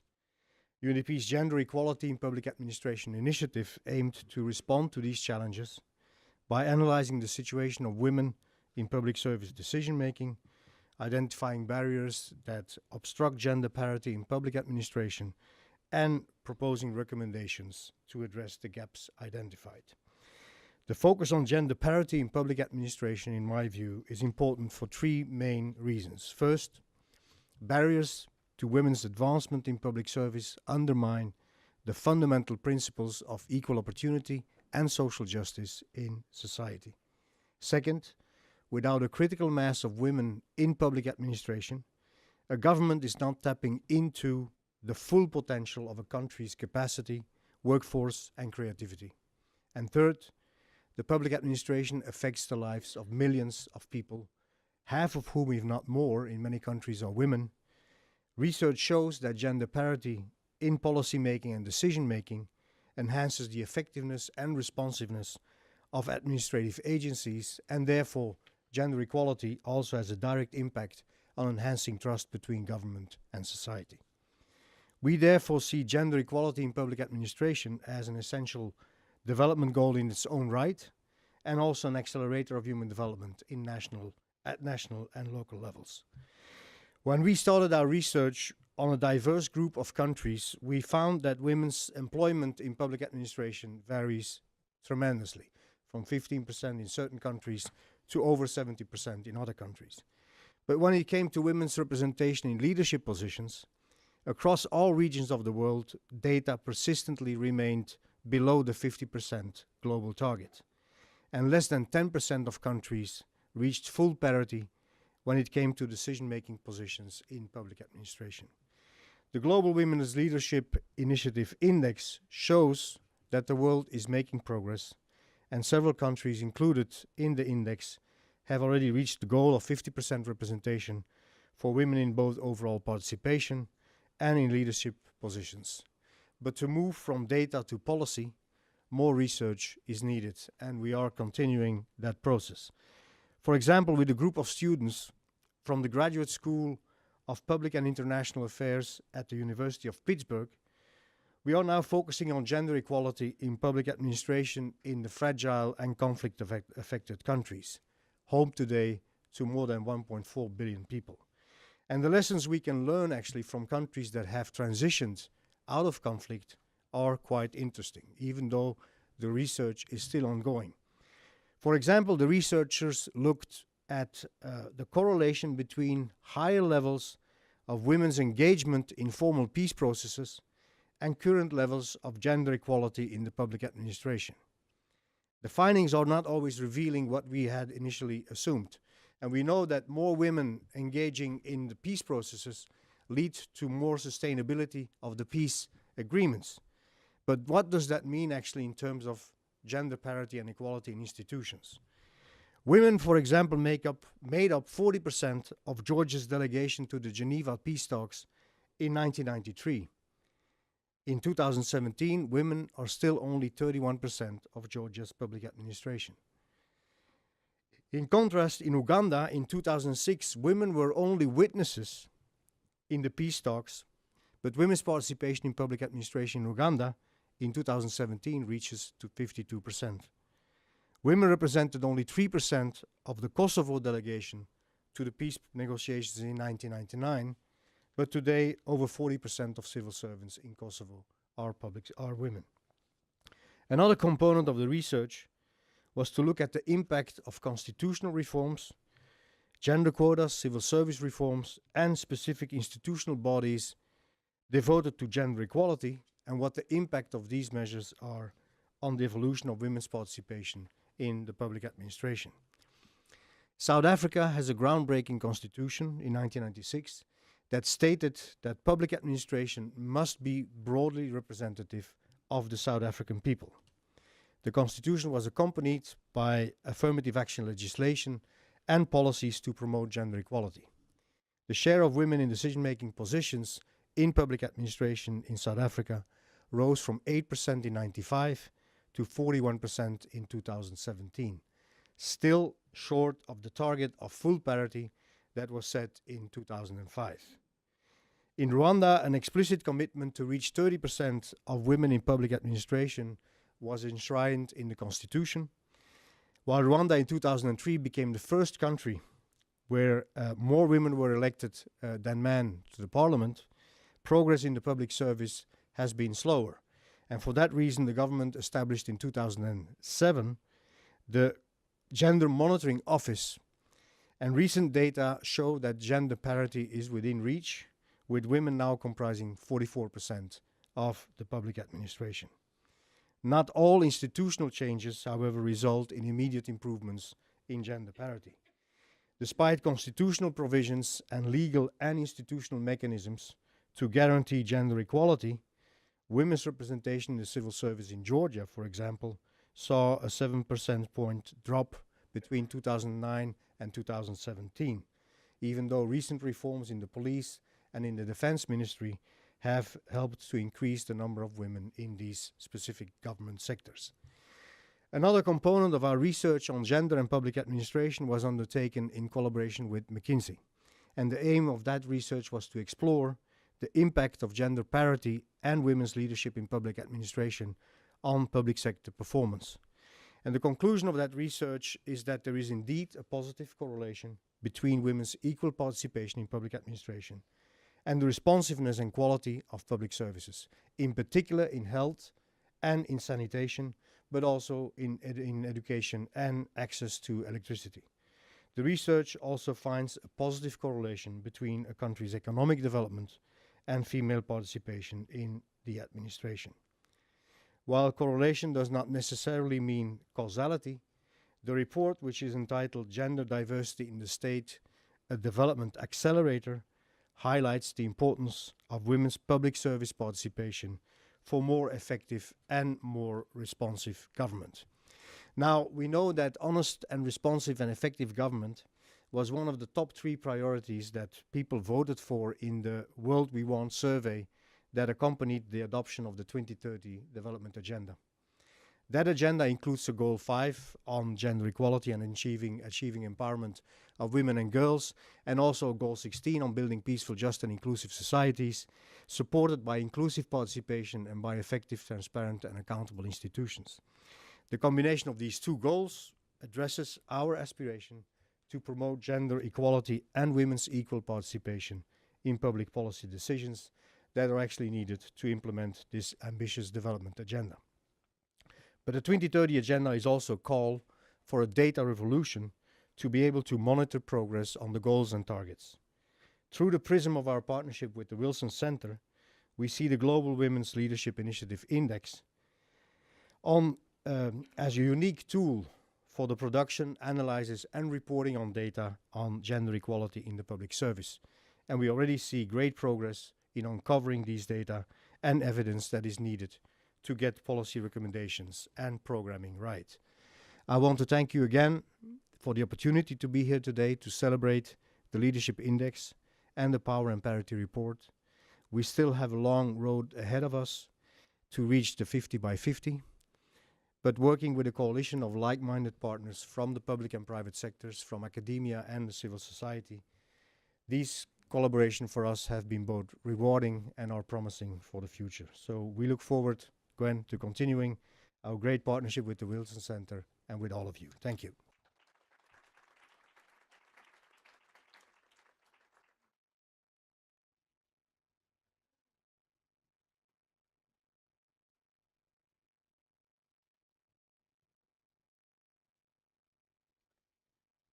Good morning, and thank you for giving me the podium here. So this is all about research and data, and all research shows that even though that I know that's a very, very smart room I'm standing in front of, you will only remember 3 things at a maximum of what I say. So if I could preempt that, then I have then I might as well say what I hope that it'll be. So 1, girls and women are powerhouses, and they are critical in powering progress for everybody, especially when they are in leadership positions. That's 1. The other one is, if we really want to see the change that we need to see, we need to shift the investments, we need to shift the narrative, and we need to get that data and stories into play.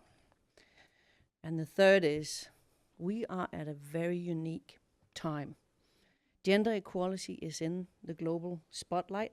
I actually normally say gender equality is in the water. We just need to get people to drink that water. And we really need to leverage. So, yes, women are powerhouses and critical in the whole development of the world. And I want to really say, what a great report. You know, can we just give a hand for this report? You know, and to the team that developed it, as an advocate, and that's what I am, Women Deliver is a global advocacy organization. We work for gender equality and the health, rights, and well-being of girls and women. Having data and having reports like this makes our lives much easier. Not that it's easy, but it makes it much easier.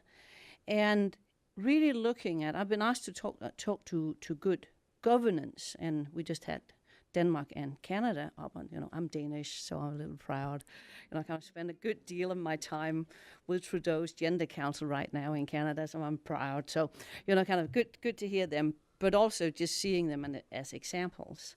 So it was a very good question that was posed. Is it because there are more women represented in office that there's good governance, or is it good governance because there's more women? So if we look at kind of what I do, travel the world, give some advice, talk to people who will listen, and really listen myself, attending conferences, meeting the change makers across the globe. For me, I'd say it is, to a large extent, because there's more women in government that things are going well. So from the halls of power and to the mud huts and remote villages, that's kind of what I see. You know, no matter what the odds are, I see women get up in the morning, get dressed. The women we would often call vulnerable and victims, that's not what I see. I see powerhouses who really get up, and they do it for themselves, for their families, and making a better future. So we heard a little bit of the statistics. When women are in position of authority, they tend to resolve national crises without resorting to violence. I heard this very interesting theory, and I don't think it's only a theory, that when you have women at a peace table, a peace negotiation table, if it's only men, they share the power. You take that, I take that, and you get that one. Then in 5 minutes, you start fighting about, because the grass is always greener over there. just painting with a broad stroke here. But when you have women, they talk about what society they want, and then they move towards that together. So that's one. It's also, you have advocates for social issues that benefits not only the individual, but everybody. We just heard it from Patrick. It is budgets and action on education, health, sanitation, electricity. Didn't know about that one. But also, anecdotal, that there's less corruption. It's more honest. So really having that, women in there, but also having the gender balance gives a better society. We also already heard about the McKinsey study that shows, and this was the conservative one, that if we had parity in the workplace, we would see an increase of 13% of global GDP. I want to say that was only if it was like according to region. If we had it completely, it's actually 26%. That's not pocket money. That's the joint economy of China and the US, kind of. That should speak volumes. Very important also to say, what do we use that parity for? It's not just about getting numbers. It's not just getting to 50%, but what do we want to use it for? What do we want to use that power for? How do we together create that better society? We haven't won if it's 50%. We have won if we get a better society. So the second message was that if we really want to see that change, we need to shift the investment, shift the narrative, and use that data. So despite all the gains, and we see it, and I actually want to say, just forget that WEF number, because it makes us all depressed. In my opinion, it's really a tipping point. We can do it. But we really need to get more women there. And what is it that we need to do? I see it in the everyday life, strong women driving change, but that's not the narrative that dominates. That's not what the media covers. That's not how they portray women. Often we have the gendered language that can fuel a disempowerment, and the right-hand man power, that's kind of the man. Then you have the prima donna and the drama queen. You have violence against women. You kind of left somebody out there, the perpetrator. And then you also kind of, in my world, kind of women deliver. We come from a background of health and maternal health. As we say today, women deliver and a lot more than babies. But, kind of upon on the language, we talk about women, and particularly young women, falling pregnant. I don't know about you, but I never fell pregnant. So I think we really need to look at the language and how we speak about women and how we showcase women. It's been wonderful to work with some of the biggest companies in the world, like a Unilever, like a P&G, who really took a look at their marketing on how they portray women as sometimes secondary and never in a leadership role. But when they saw that, the leadership went in and said, we need to change that. So you've seen brands have totally changed. And we really need that narrative and also the visual. Then we kind of have the stories that can make the data come to life. It's a little funny to hear, Nigeria is doing better, Rwanda is doing better. A little competition is sometimes not bad, but really also the stories about the women who are doing it, not just for themselves. And we need to combine that data. As I always say as an advocate, data is great, but it doesn't speak to the heart, and it's the heart that make us act. So it's a combination of the head, the heart, and the hands in the whole way we present it. We also got to get more data, and that disaggregated data, sex, age, income, geography, we really need that. This is 30,000 pages of research. It's infographics. It is 12 investments in girls and women, and I can say, Gwen and all, this one will be featured in a minute because we update them all the time. But this is really the investment case, and it's very simple. It's the situation, the investment case, the solutions, and the policy asks. These are done for negotiators. I don't know if you notice what size they are. They fit exactly in a suit pocket of a man because we know that most of the negotiators are men. But this is taking data and making it accessible. So the stories, the language, the advocacy, the data showing what it is. And then kind of getting to that unique time we are at right now. It's a unique moment. Gender equality is in the global spotlights. It's in the water, and we really need to leverage it.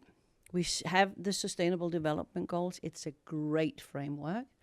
SDG 5 on gender equality and women's empowerment is really good, but it can't be a standalone. It's across the board. It's every single of the 17 goals that has a gender component.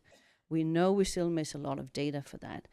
We have the World Economic Forum. It was amazing to see up in the snow in Davos this year how gender equality was on the agenda.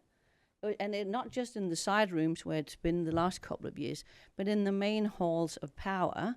And some of the events had standing room only. And wow, some of the events men also participated in. And we had a Trudeau who got up on the main stage, and a Macron. Trudeau used 60% of his time at the World Economic Forum to talk about gender equality and parity. So that's important.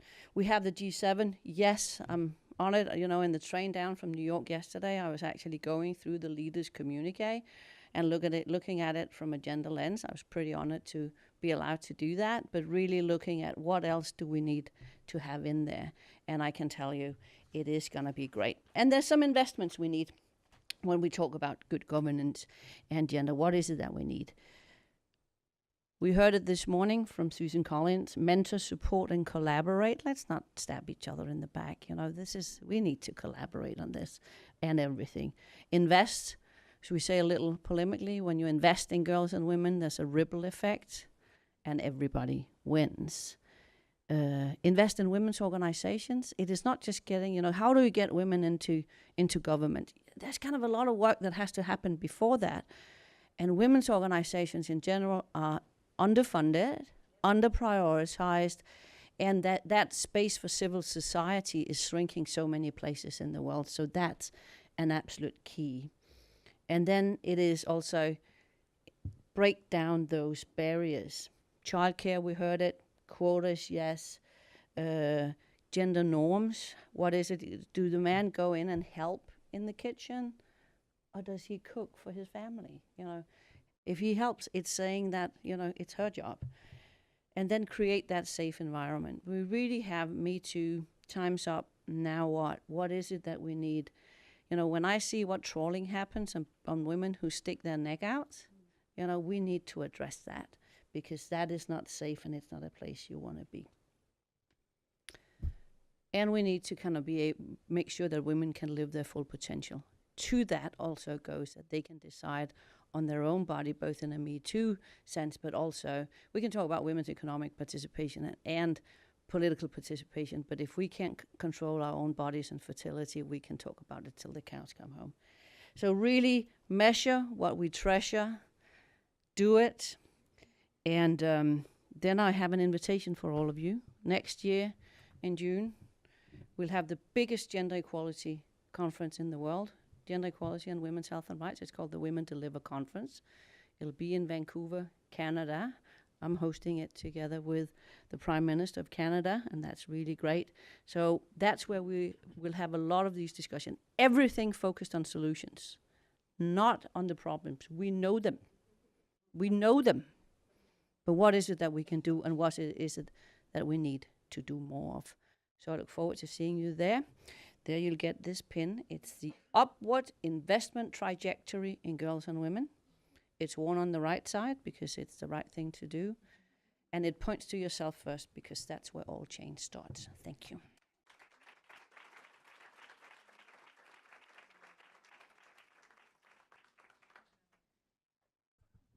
Such a great note to almost end on, Katja. And I am looking forward to Vancouver. As Katja said, one of the things, and I hope you've seen today, is that this is truly a global effort. It's an effort based on partnership, and it truly is a global project.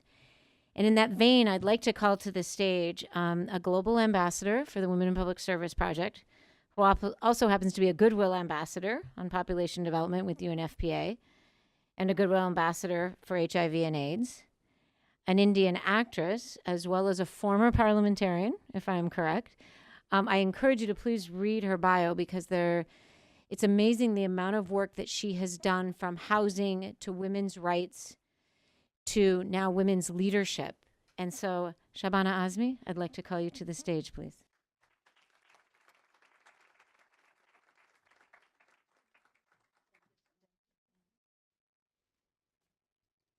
Thank you for that wonderful introduction. I'd like to begin by saying that I believe men and women are different.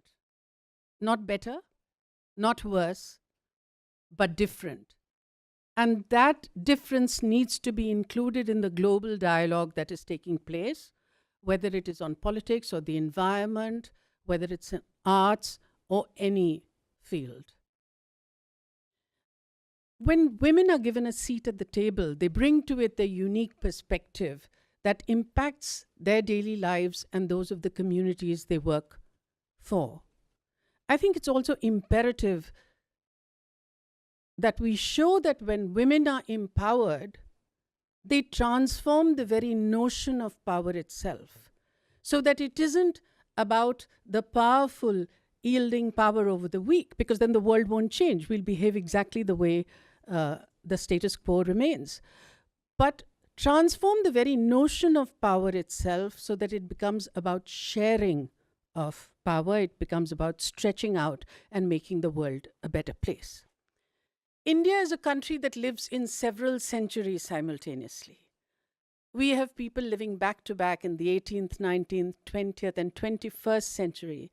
And her people, at any given time and place, encapsulate all the contradictions that come from being a multi-religious, multilingual, multicultural society.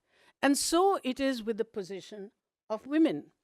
We have had a woman president, we've had a woman prime minister, we have several chief ministers who are women, we have women in very important leadership positions. But on the other hand, it is also true that 70 years after independence, there are only 10% women in parliament. Not because able women do not exist, but because they have been kept out of the pale of politics by various interests.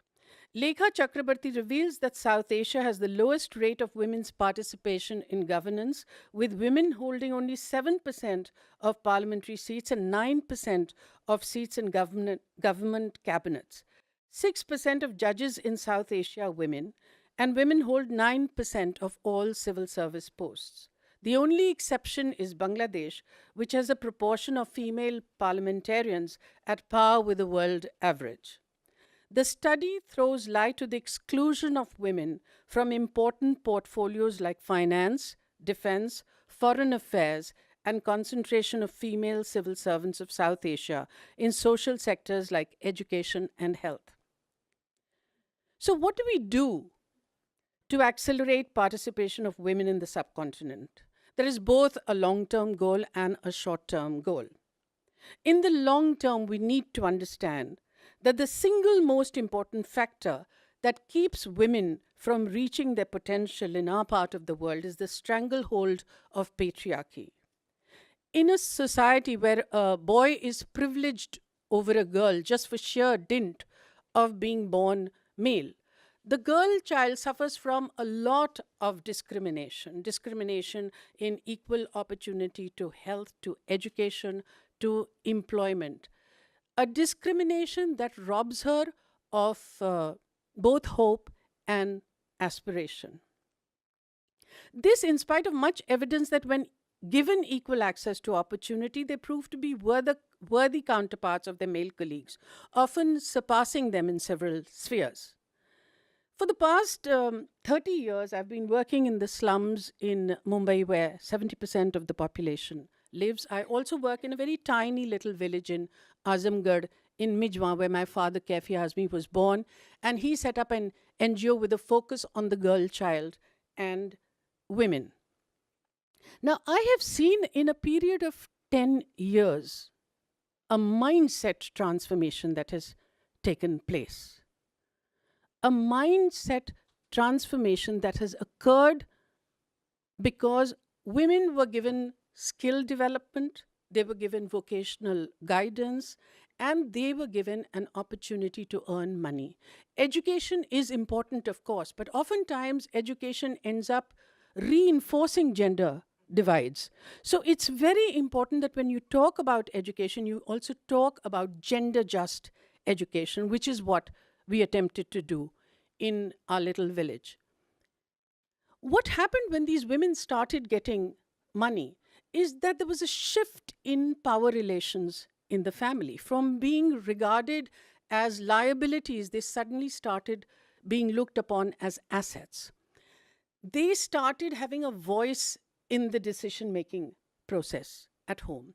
These women learned a very simple craft of hand embroidery, which was then taken by a Bollywood designer and taken to the threshold and the doors of film stars and the fashion industry. This not only gave money in their hands, but it also gave them a sense of self-worth and selfhood, which then encouraged them to break the shackles of patriarchy and actually participate in the decision-making process, because we were also careful to see that they also managed their own finances. This led to confidence building, which made them start to take part in the community's affairs at the local governance level, where policies that are framed are actually made available for community benefit. There is a silent revolution taking place in India. Through the 73rd and 74th Amendment and affirmative action at the local body's governance level, known as the Panchayat, 103 million women have entered the arena where decisions that impact the community are taken in earnest. 33% reservation for women at the local governance level has transformed their lives and those of the community. It becomes imperative, therefore, to ensure greater participation of women in politics. In India, a bill asking for 33% reservation for women in parliament has been lying in cold storage for about 25 years, in spite of all political parties paying lip service to the idea. It's always pushed to the back burner under some pretext. To sum it up, I would say that the 50-50 program, to be effective in the subcontinent, the plan for action must emphasize skill development that leads to economic empowerment, affirmative action to ensure reservation for women in parliament. Simultaneously, we have to work hard to redefine notions of masculinity and femininity so that equal access to opportunity is available to women, breaking free from the shackles of patriarchy. Representation is not numbers alone. We need to take into account where women are present or absent in decision making. The numbers show us where we are today and how we can get to the ultimate goal of gender parity in policy and political leadership around the world. I commend the Women in Public Service Project and especially thank Gwen Young and Dr. Sumaira Haq for including me in this innovating the global effort towards gender parity and revealing new paths to achieving this goal. Thank you very much for this opportunity.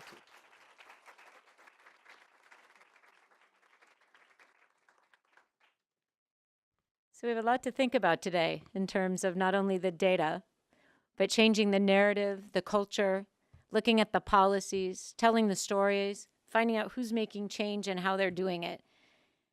So I'd like to close with just a couple thank yous to not only the Women in Public Service Project team. Throughout the audience, we have Advisory Council members Audrey Shepard and Sumaira Haq over here. We have two new board members, Joyce Cacho and Megan Byer, who we are honored to have you join. As I said, we're building the platform. I need more of you to come and join. And I'd just like to close by saying, as you watch what's happening this year, where there's a demand for women to be at decision-making tables in companies, in governments, in local communities, and you hear these stories, use this data, use what you've learned, reach out to the experts so that we can truly make sure that this is transformational, that something does change. I feel that the paradigm is shifting, but as we mentioned earlier, sometimes we've been here before. 1992 is the year of the woman. But I think now we have this data, we have the narratives. You saw some of these experts here today. We have the policies, let's get on with it, right? So as you watch this, we hope that this report and this project and our partners and our friends, that you can reach out to us and that we can all work together to truly drive change and ensure that women are at every decision-making table, from the dinner table up to the presidency, local and national levels. So thank you. And I look forward to seeing you all in 2050 when we're there.